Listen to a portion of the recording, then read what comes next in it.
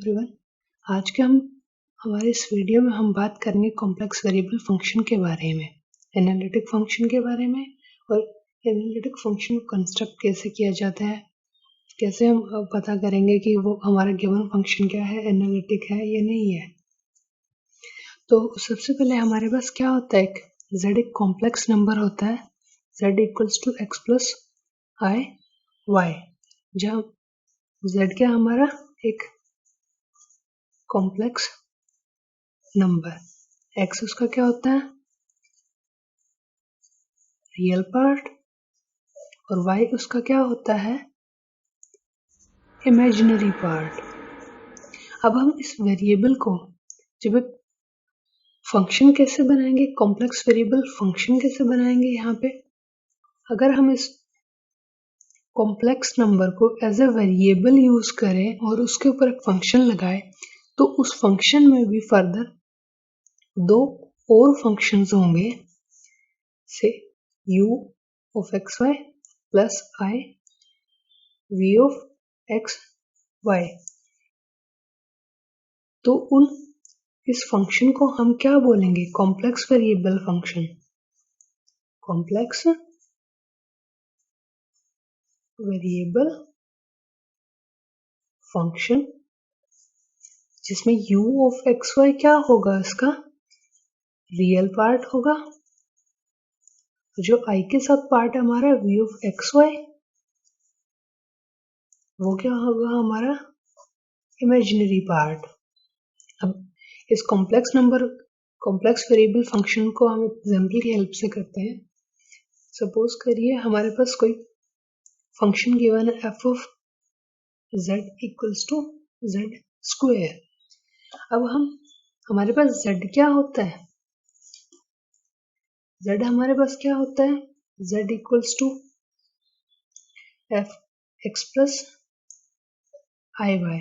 तो इसमें अगर हम इसको पुट करें तो हमारे पास एफ जेड क्या हो जाएगा, एफ ऑफ जेड हमारे पास क्या आ जाएगा, x plus i Y whole square. अब इसको अगर हम रखें आगे फर्दर सिंप्लीफाई करें तो हमारे पास क्या हो जाएगा, x square plus i y square whole square plus 2i x y.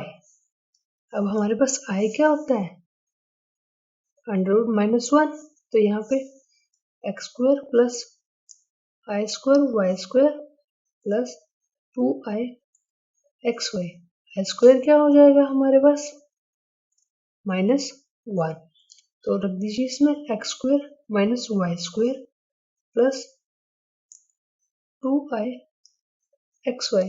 अब ये जो हमारा है ये क्या होगा हमारा रियल पार्ट, ये हमारा रियल पार्ट है, और जो i के साथ है हमारा ये चीज, ये हमारा क्या है इमेजिनरी पार्ट। तो ये कुछ हमारा इसी फॉर्म का आ गया u of I u plus i v की फॉर्म में।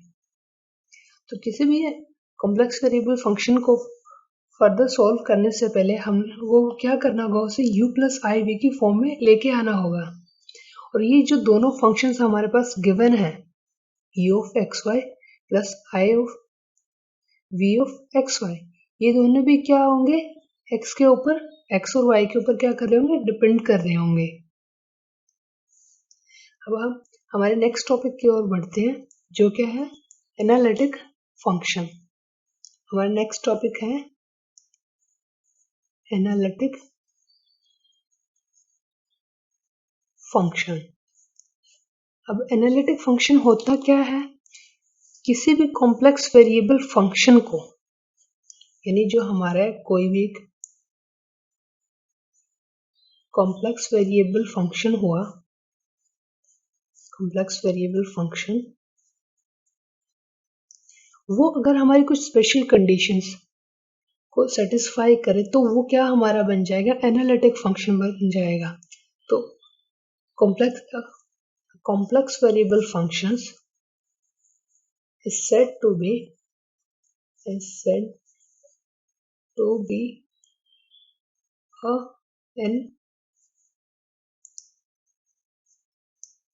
Analytic function F. ये क्या करता है, अगर हमारा क्या हो, सिंगल वैल्यूड फंक्शन हो हमारा। सेकंड कंडीशन क्या होती है हमारे पास, वो क्या होना चाहिए, कॉन्टिन्यूअस होना चाहिए, continuous and unique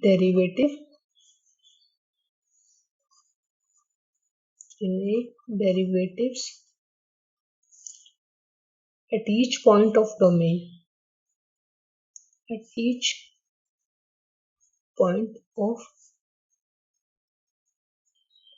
domain।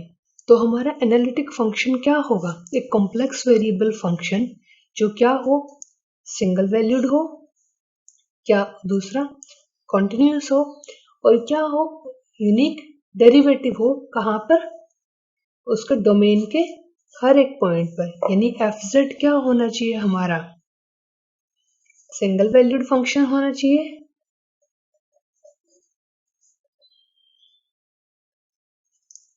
Single valued, और उसके साथ ही क्या है, ये होना चाहिए, कॉन्टिन्यूअस होना चाहिए, कॉन्टिन्यूअस प्लस क्या होना चाहिए, यूनिक डेरिवेटिव। यानी जब भी आप इस फंक्शन का डेरिवेटिव करोगे और z की वैल्यू इसमें पुट करोगे जो कि उसके डोमेन से आ रही है हमारे पास, तो वो हर बार क्या होनी चाहिए, यूनिक होनी चाहिए।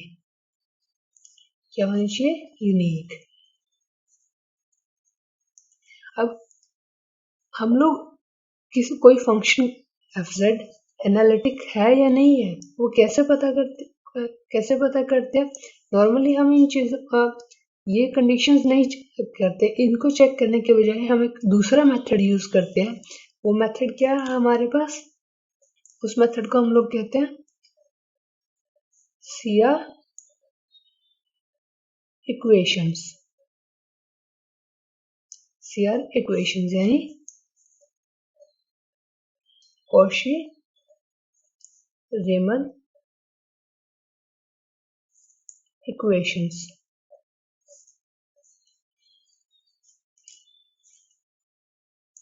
अब हमारे पास अगर कोई complex variable function f of z given है u प्लस आई v के फॉर्म में, और वो क्या कर रहा हो, curl u upon curl x equals to curl v upon curl y। दूसरी हमारी इक्वेशन है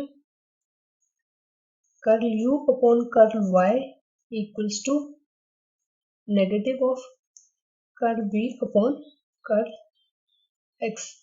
यानी हमारा कोई कॉम्प्लेक्स वेरिएबल फंक्शन जो कि इस फॉर्म में आ चुका हो u प्लस आई वी, तो वो क्या कर रहा हो, इन दो कंडीशंस को, फर्स्ट कंडीशन ये होगी हमारी, दूसरी कंडीशन ये होगी, इन दोनों कंडीशन को अगर वो सेटिस्फाई करे तो उसे हम क्या कहेंगे कि वो हमारा जो गिवन फंक्शन है f ऑफ z वो क्या है,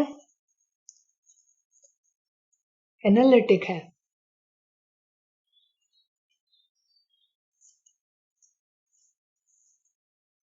जो हमारा फंक्शन क्या होगा, एनालिटिक होगा। पर कई बार हमारे पास क्या होता है, हमारे जो मोस्टली फंक्शंस होते हैं, मोस्टली फंक्शन जो CR इक्वेशंस को सेटिस्फाई कर देते हैं वो क्या होते हैं, हमारे एनालिटिक होते हैं। पर कुछ फंक्शंस ऐसे होते हैं जो CR इक्वेशंस को सेटिस्फाई करने के बाद भी क्या होंगे, एनालिटिक नहीं होंगे। उसका रीजन क्या होता है, जो उसकी दूसरी कंडीशंस है फंक्शन के एनालिटिक होने के लिए, सिंगल वैल्यूड होना या फिर कॉन्टिन्यूअस होना या यूनिक डेरिवेटिव होना, इनमें से किसी कंडीशंस को सेटिस्फाई नहीं करते।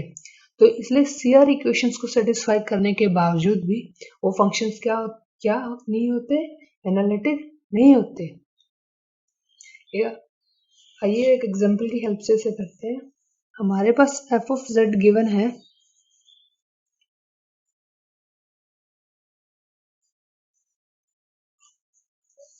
हमारे पास f ऑफ z गिवन है 1 अपॉन z।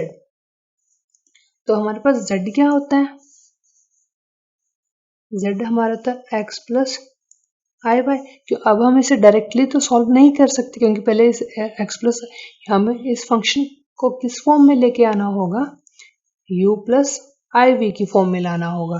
तो अब अगर हम यहाँ पुट करते हैं तो हमारे पास एफ ऑफ जेड क्या हो जाएगा, 1/x plus i Y.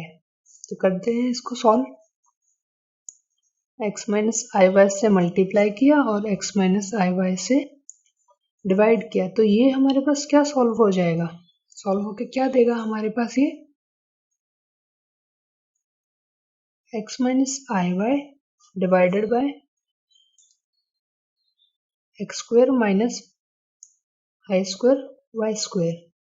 I square हमने किया है, आई स्क्वायर किसके इक्वल होता है, -1 के, तो x minus i y divided by x square plus 1, क्योंकि -1 और माइनस क्या हो जाएगा प्लस वाई स्क्वायर। अब हम इसको रियल और इमेजिनरी पार्ट में को अलग अलग करके लिख लेंगे, x by x square plus y square, और इस चीज को हम क्या कर सकते हैं, यहाँ पे plus minus of y upon x square plus y square i. तो ये हमारा ये किस फॉर्म में आ गया, u प्लस आई वी की फॉर्म में, एफ ऑफ जेड हमारे किस फॉर्म में आ गया, u प्लस आई वी की फॉर्म में। तो अब हम इस फंक्शन को चेक करेंगे कि ये फंक्शन जो हमारा गिवन है ये एनालिटिक है या नहीं है।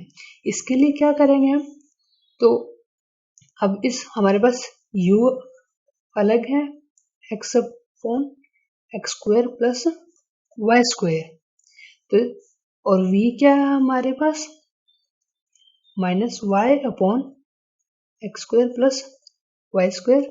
तो अब हम इन दोनों को क्या करेंगे, डिफ्रेंशिएट कर देंगे विद रिस्पेक्ट टू x और विद रिस्पेक्ट टू y। तो हमारे पास curl u upon curl x क्या होगा, differentiation of u upon v का फॉर्मूला हम यहाँ यूज करेंगे, तो हमारे पास क्या आ जाएगा x square plus y square. अब इसमें हमारा क्या है, वेरिएबल पार्ट क्या है, x है, y हमारा क्या रहा है, y को हम यहाँ पे क्या करेंगे एज अ कांस्टेंट ट्रीट करेंगे।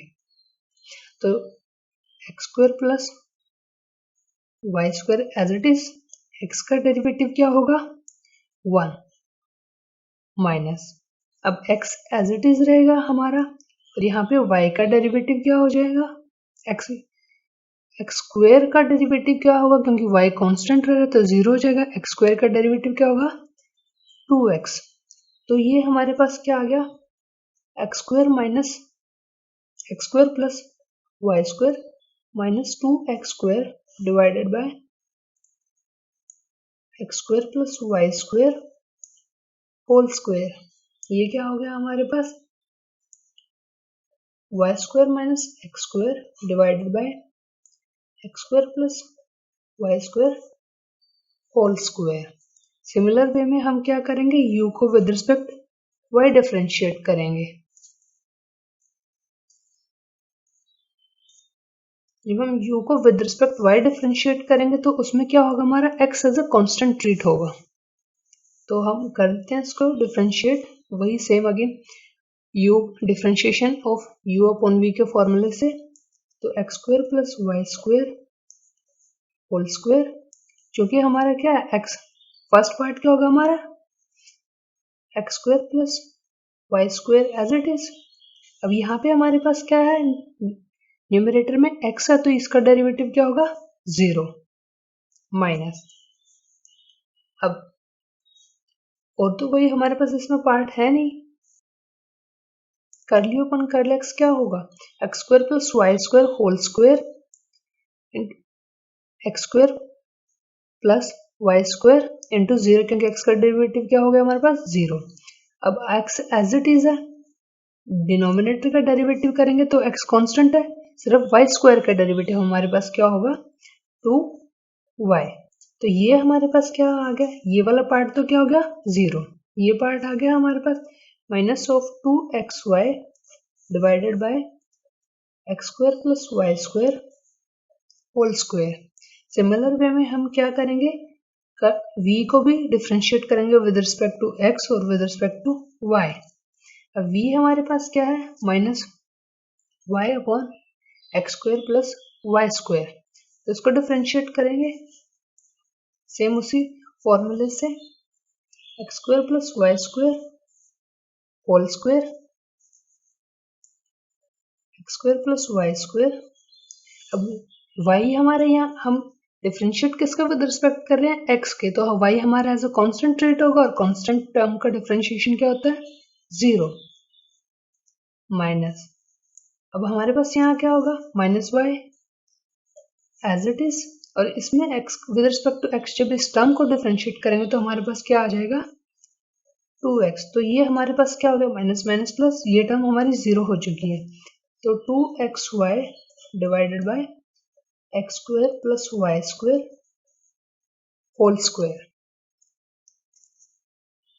Next curl v upon curl y, ये हमारे पास क्या होगा,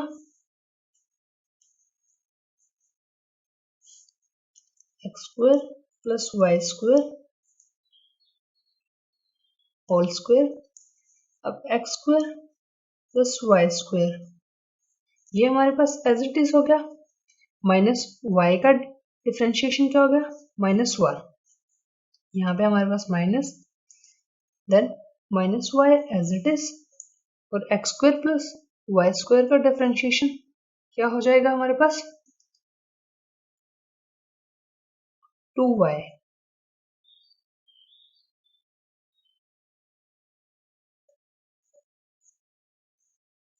तो ये हमारे पास क्या आ गया, minus x square minus y square plus 2y square divided by x square plus y square whole square. तो ये फर्दर सिंप्लीफिकेशन के बाद क्या बन गया, y square minus x square divided by x square plus y square whole square. अब इन equations को हम कंपेयर करते हैं, तो हमारे पास क्या था,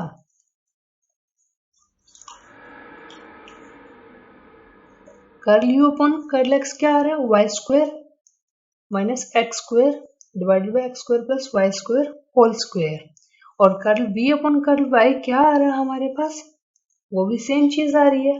तो जो हमारी फर्स्ट इक्वेशन है, फर्स्ट CR इक्वेशन है, curl u upon curl x equals to curl v upon curl y, वो क्या हो रही है, सेटिस्फाई हो रही है।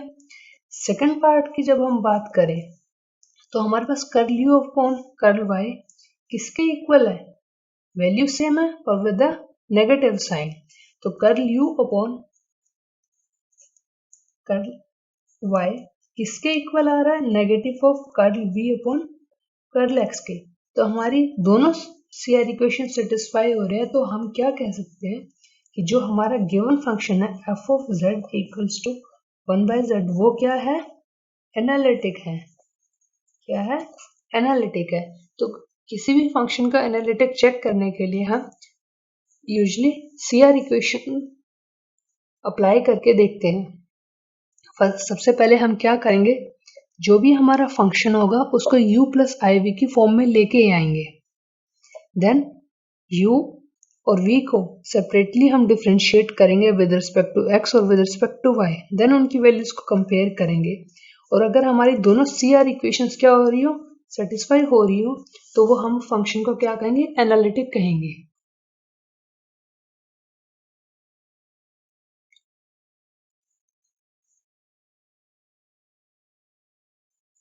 अब हम अपना नेक्स्ट टॉपिक करते हैं,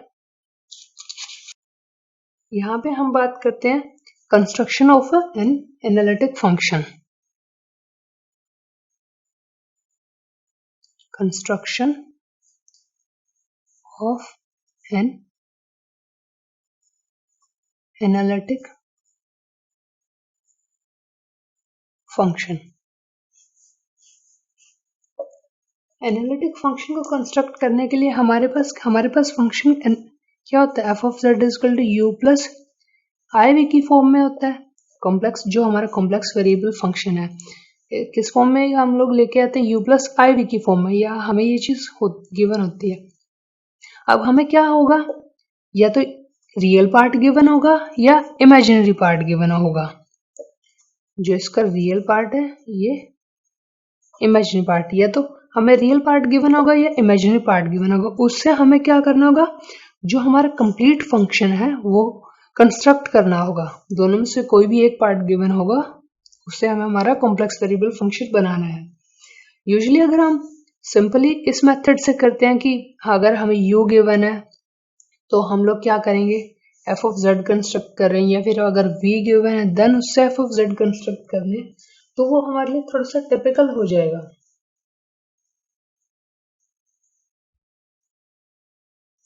तो उस चीज को अवॉइड करने के लिए हम लोग एक दूसरा मेथड यूज करते हैं। उस मेथड को हम लोग बोलते हैं मिलनेस मेथड। होता इसमें भी यही चीज है, हमारे पास क्या होगा, या तो हमारे पास u गिवन होगा या हमारे पास क्या होगा, v गिवन होगी। पर हमारे पास यहाँ एक सिंपल तरीका होता है इसको करने का। जब हमें क्या होगा, फर्स्ट पार्ट में हम डिस्कस करते हैं u के बारे में, यानी जब हमें क्या हो, रियल पार्ट गिवन है, real part of the complex variable function, complex variable function is given, यानी हम किसकी बात कर रहे हैं, u की बात कर रहे हैं। तो उस केस में हम लोग क्या करते हैं, सबसे पहले हम क्या करेंगे, हमारा पहला स्टेप क्या होगा, हम u को लिखेंगे, right u and find curl u upon curl x, curl u upon curl y। यानी हमारे पास अगर u गिवन है तो हम u को लिखेंगे और उसको विद रिस्पेक्ट टू x और y डिफरेंशिएशन करेंगे। उसके बाद हम लोग क्या करेंगे, जो हमारे पास u क्या होता है, अब हमारा जो z है वो किसके ऊपर डिपेंड करता है, x plus i Y. Similar way में ही अब हमने जो इसकी डेफिनेशन की थी, कॉम्प्लेक्स वेरिएबल फंक्शन क्या होगा, हमारे पास कॉम्प्लेक्स, जब हम एक कॉम्प्लेक्स नंबर को वेरिएबल बनाकर उसके ऊपर फंक्शन लगाते हैं तो उस फंक्शन में भी दो फंक्शन होते हैं, u और v। तो और वो u और v किसके ऊपर डिपेंड करते होते हैं, हमारे x और y के ऊपर, u भी और v भी। तो उसको with respect to x y हमने डिफरेंशिएट कर दिया। अब उसमें हम क्या करेंगे, जो हमारे पास u की कोई कुछ ना कुछ इक्वेशन गिवन होगी, उसमें हम क्या करेंगे, बट उसमें हम x को z और y को क्या करेंगे, जीरो को जीरो पुट कर देंगे।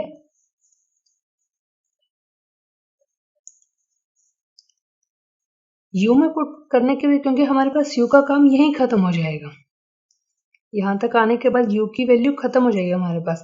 तो हमारे पास जो भी कर्ल u अपॉन x और कर्ल u अपॉन y आएगा, उनमें रिस्पेक्टिवली हम क्या करेंगे, दोनों में क्या करेंगे, x और y की वैल्यू पुट कर देंगे। x क्या होगा हमारा इक्वल्स टू z और y क्या होगा इक्वल्स टू 0।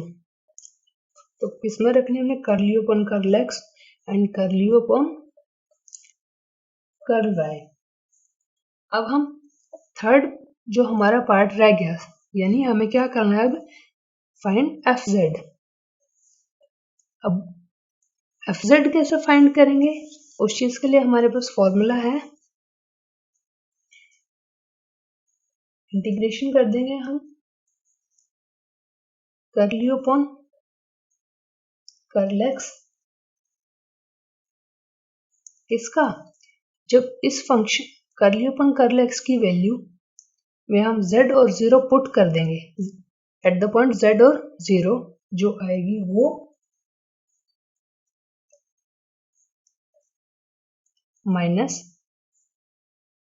सर यहाँ पे हमारा आएगा dz माइनस, कहीं ना कहीं उसमें जो हमारा फंक्शन होगा आई पार्ट भी होगा, इमेजिनरी पार्ट भी होगा। तो सिमिलर वे में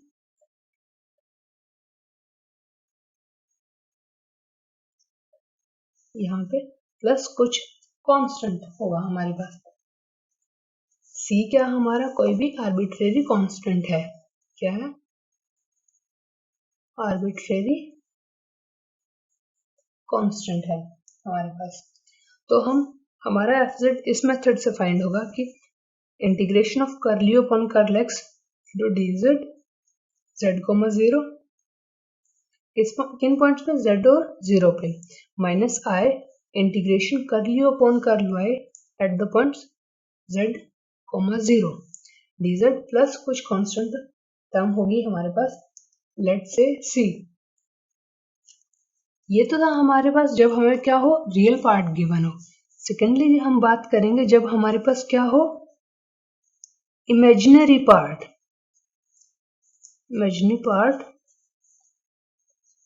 of C complex variable function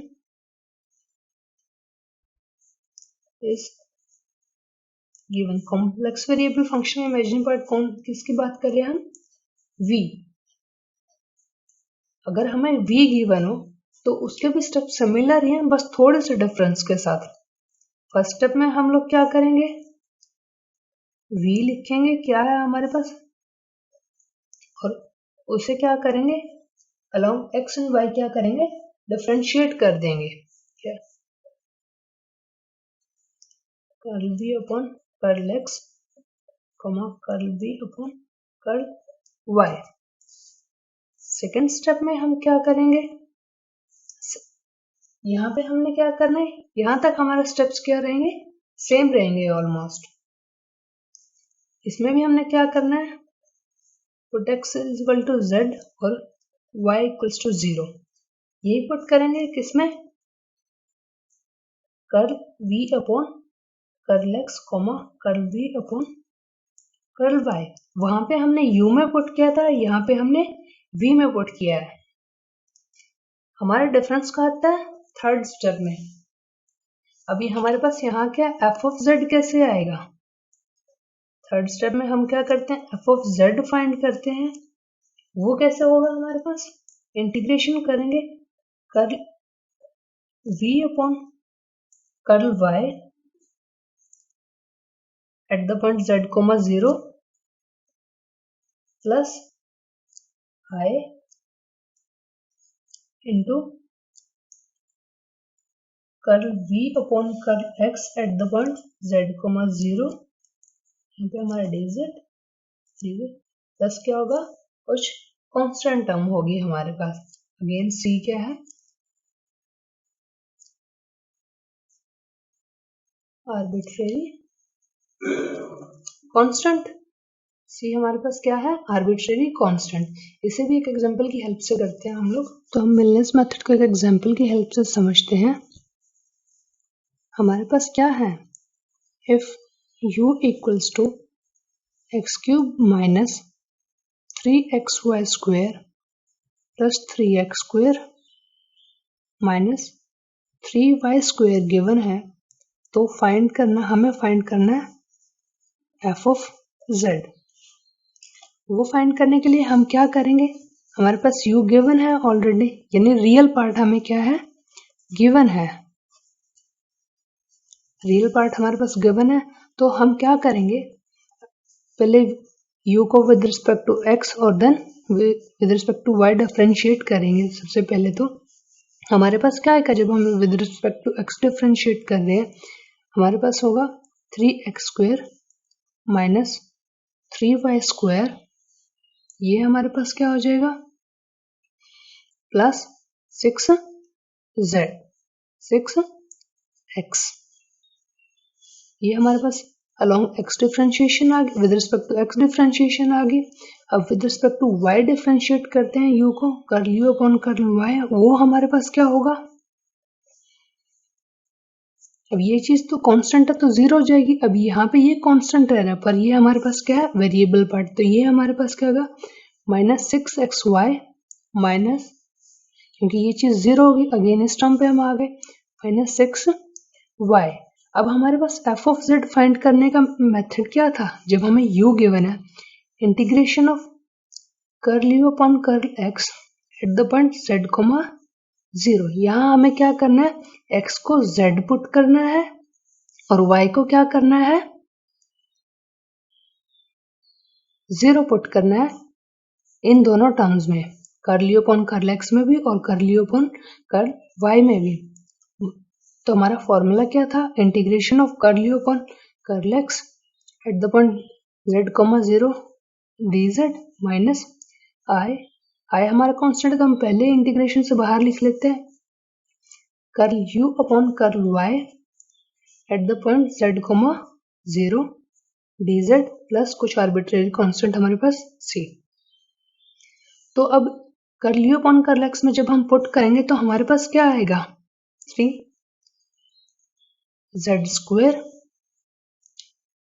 ये टर्म हमारे पास 0 हो गई, plus 6z into dz minus i integration. अब curl u upon curl y में जब हम x, क्योंकि दोनों टर्म्स में हमारे पास y है तो ये पूरी टर्म क्या होगी हमारे पास, 0 इंटू dz प्लस c। तो ये चीज तो हमारे पास पूरी क्या हो रही है, 0 हो रही है। तो हमारे पास क्या बच गया, ये सिर्फ ये टर्म और हमारे पास कुछ कांस्टेंट बच गया, तो इसको इंटीग्रेट कर देते हैं। तो हमारे पास क्या आ गया, 3z³